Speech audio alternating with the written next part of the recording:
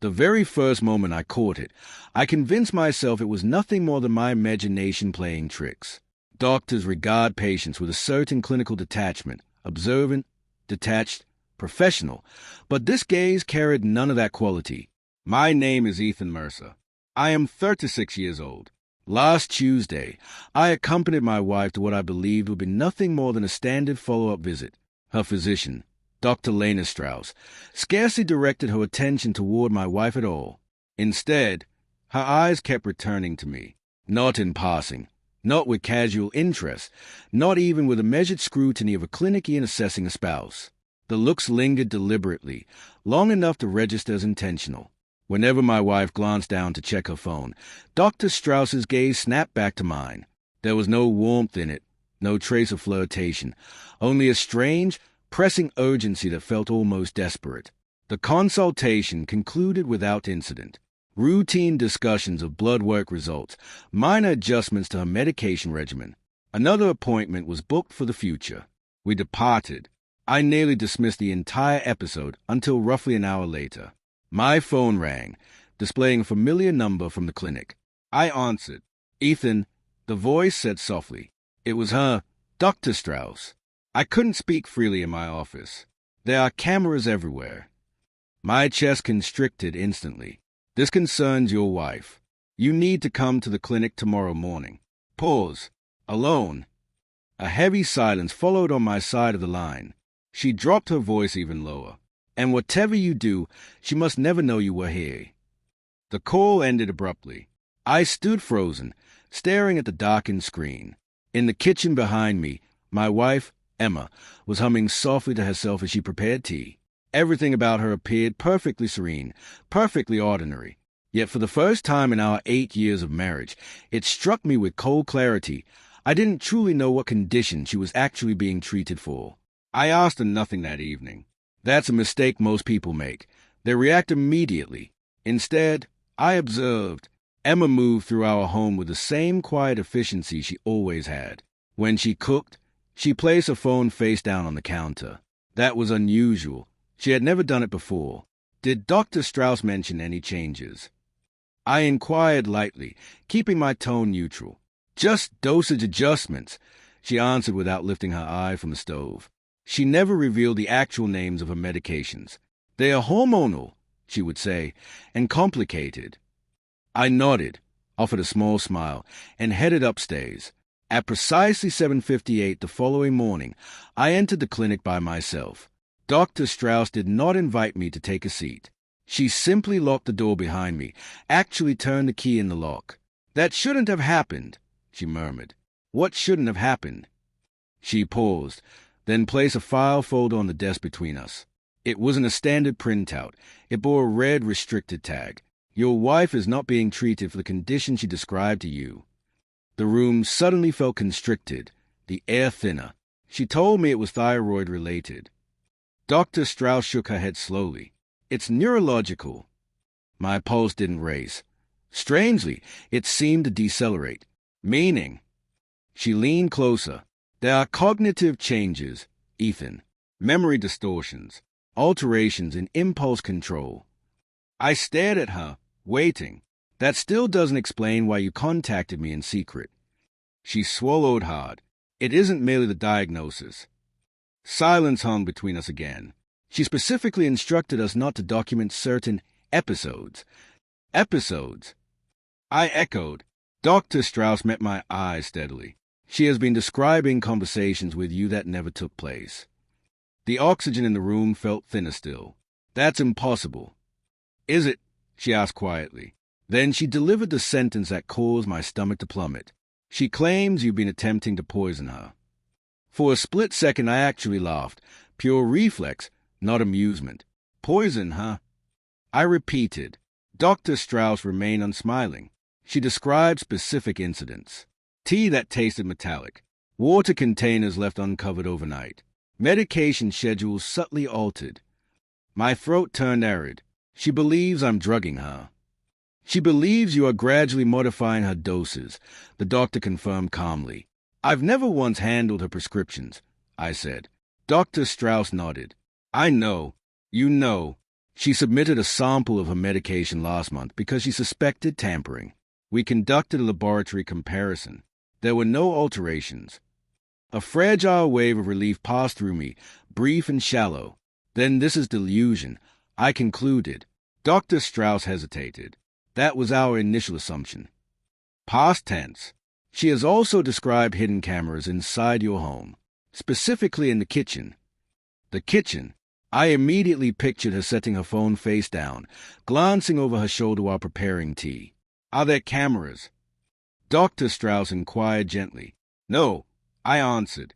Then I paused. Not indoors, but we have a security system.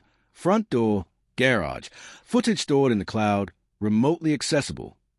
Ethan, she said with careful deliberation, I'm concerned about escalation. In which direction? She lowered her voice once more. She inquired about self-defense statutes. She asked whether, if someone is slowly harming you, preemptive measures could be legally justified. The room grew noticeably colder.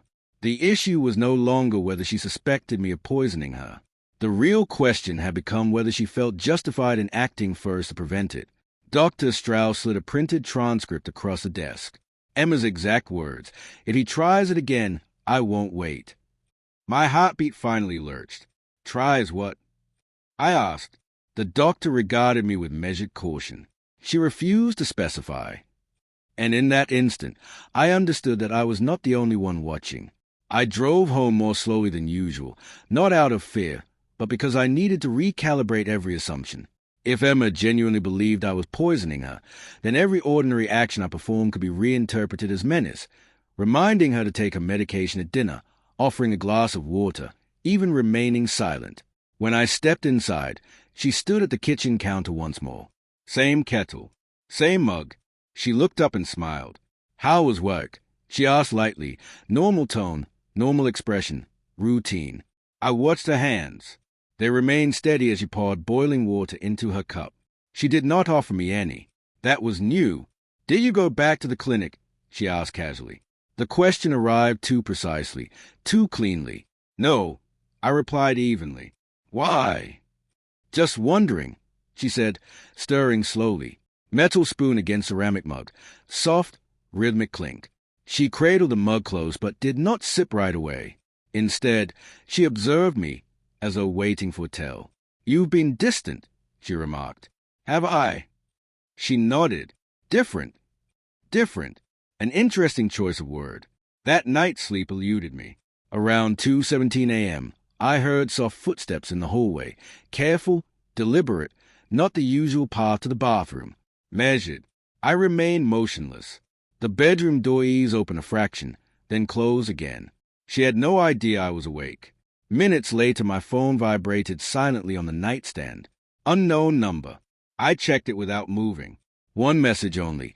You need to check your kitchen cabinet. Top shelf. I waited until morning. Emma left early for her yoga class. I approached the cabinet. Top shelf. Behind the cereal boxes, a small plastic bag containing one of her empty prescription bottles and a handwritten note in her familiar script. If something happens to me, it was him. My hand stayed steady, but something inside trembled. She wasn't merely frightened. She was preparing evidence. I replaced everything precisely as I found it. I did not discard the bottle. I did not confront her. Preparation only retains power if the opponent remains unaware they are being watched. When Emma returned, she radiated post-yoga calm, relaxed, present. You okay? She asked gently. Why wouldn't I be? I replied. She studied my face a second longer than usual, then smiled. That evening I took a different step. I rerouted our outdoor security camera feeds to a private, encrypted backup, not to monitor her, but to preserve patterns. At 11:43 p.m., she slipped out of bed again, barefoot, moving slowly. This time she did not head toward the kitchen. She entered my office. I lay still, counting seconds. 6 minutes later she returned to bed. The following morning I reviewed the footage. She had opened my desk drawer, the one containing my personal supplement capsules, nothing more exotic than magnesium and B-complex vitamins. She removed something, substituted something else, then departed. I descended calmly, opened the drawer. The supplement bottle felt noticeably lighter. I emptied the capsules into my palm.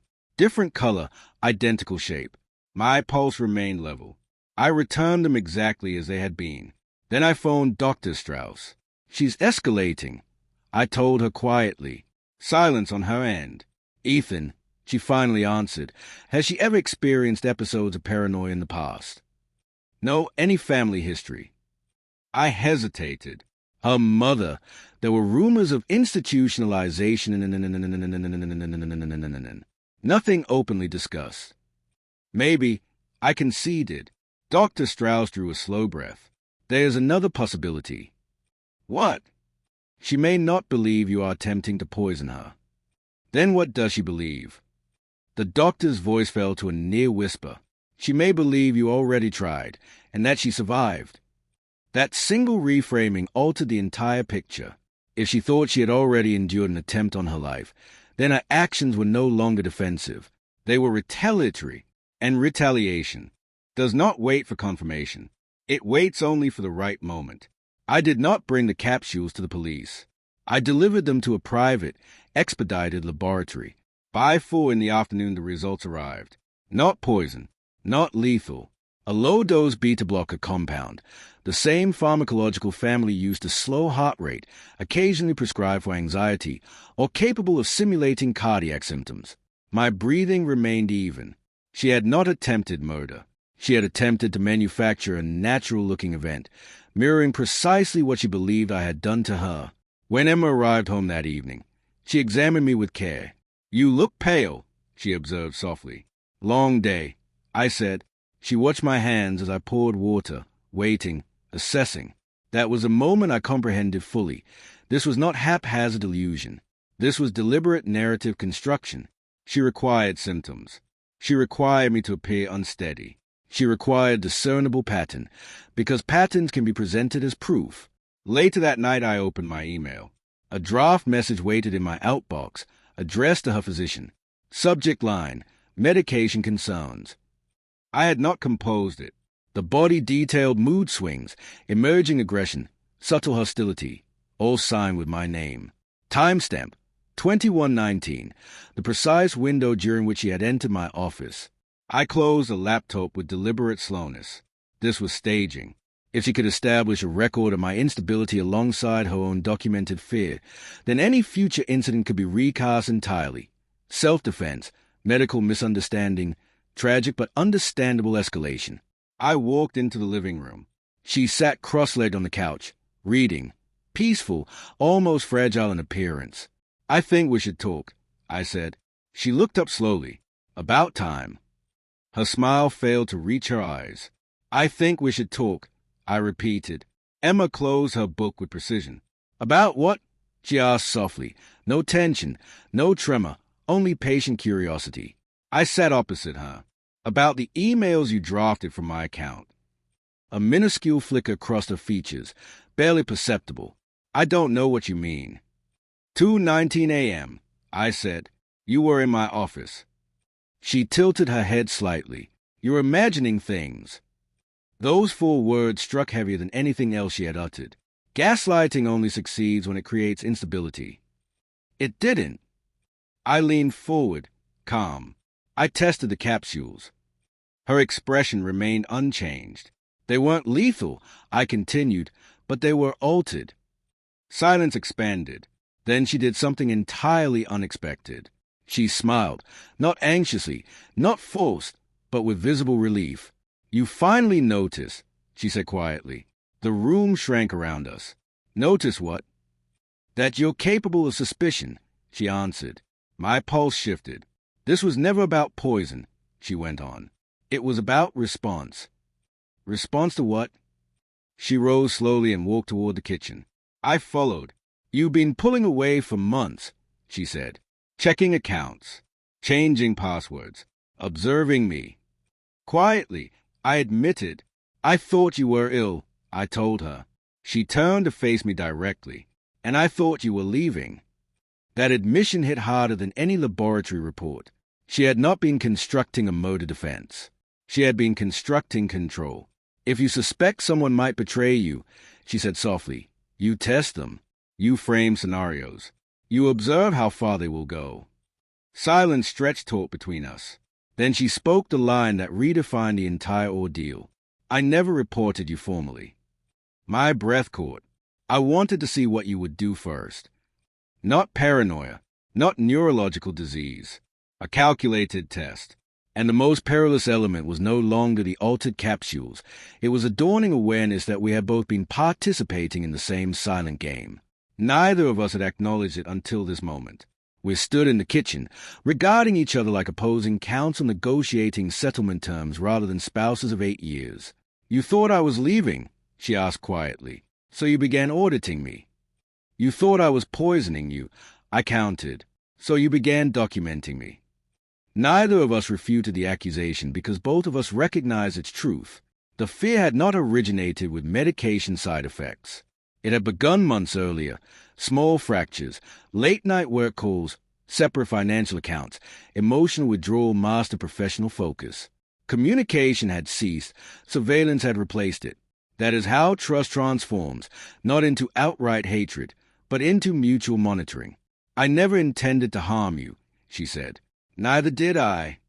For the first time since the secret phone call, the atmosphere shifted. Not because peril had vanished, but because the underlying reality had finally surfaced. There existed no elaborate murder plot, no insidious poisoning campaign, no irreversible mental breakdown, only profound insecurity on both sides, mutual attempts at control, two intelligent individuals too proud to confess they feared losing the other. I deleted the draft email. She emptied the tampered capsules into the sink and ran the disposal. We sat at the kitchen table in prolonged silence. The outdoor cameras continued recording silently, but inside the house, the surveillance stopped. A week later, we began therapy. Not because one of us was broken, but because both of us carried fractures. You do not require actual poison to dismantle a marriage. Silence suffices, along with the unspoken conviction that your partner might betray you first. That conviction nearly transformed us into adversaries. Instead, it lay bare an uncomfortable truth. We had not been shielding ourselves from danger. We had been shielding ourselves from the risk of true vulnerability. And vulnerability erodes far more slowly, far more thoroughly, than any toxin ever could. I cannot say with certainty whether our marriage will endure. But at least we have stopped disguising the crisis as a medical enigma. The real condition was never illness. It was always trust, or rather, the slow, quiet death of it.